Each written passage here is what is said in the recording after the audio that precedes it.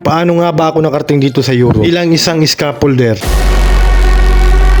At yun, kung tatanungin mo ako, hindi siya naging madali. Pero lahat ng hirap may kapalit. Galing akong Pilipinas, kagaya ng karamihan. Nagsimula ako sa simpleng pangarap, mabigyan ng mas magandang buhay ang pamilya ko. Wala akong connection, madami din akong rejection sa pag-apply dito sa abroad. Pero meron lang akong determinasyon. Una kong ginawa, binago ko pananaw sa pag-apply. Gumawa ng mas magandang resume at naghanda para sa trade test. Natuto akong magantay ng resulta sa aking pag-apply. At inaral ko kung paano ako papasa sa interview at trade test nila. Kumuha ako ng mga certificates kahit minsan kapos ang budget. Minsan panghihinaan ka pa ng loob, pero hindi ako tumigil. Kasi alam ko, investment ko to sa future ng pamilya ko. Sa trabaho, lagi kong mindset, galingan mo araw-araw, baka bukas dumating ang opportunity mo. At tama nga, isang araw, may kumpanyang naghahanap ng experience scaffolder papuntang Europe. Kaya sinubukan ko kahit kinakabahan, pinasa ko resume ko. Nung sinabi nilang pasado ka, parang nawala lahat ng pagod ko. Pero hindi doon natapos, medyo mahirap kapag nag-requirements ka na at medical. Kasi doon ang final moments mo kung makakaalis ka ba o hindi. Tatamaan ka talaga ng stress, pero sabi kong para sa'yo, ibibigay yan ni Lord sa'yo. Ngayon, pagdating dito sa Europe, ibang mundo, ibang lamig, ibang sistema, ibang katrabaho, kailangan mong mag-adjust, kailangan mong magpakatatag. Pero araw-araw ko lang iniisip, para to sa pamilya ko. Yan ang lakas ko sa bawat pagod, bawat sakripisyo. At ngayon, proud akong sabihin na isa na akong OFW scaffolder dito sa Europe. Hindi man ako pinakamagaling, pero hindi ako tumigil. Kaya kung ikaw may pangarap din, tandaan mo, hindi kailangan magmadali, kailangan lang tuloy-tuloy. Kung kaya ko, kaya mo rin.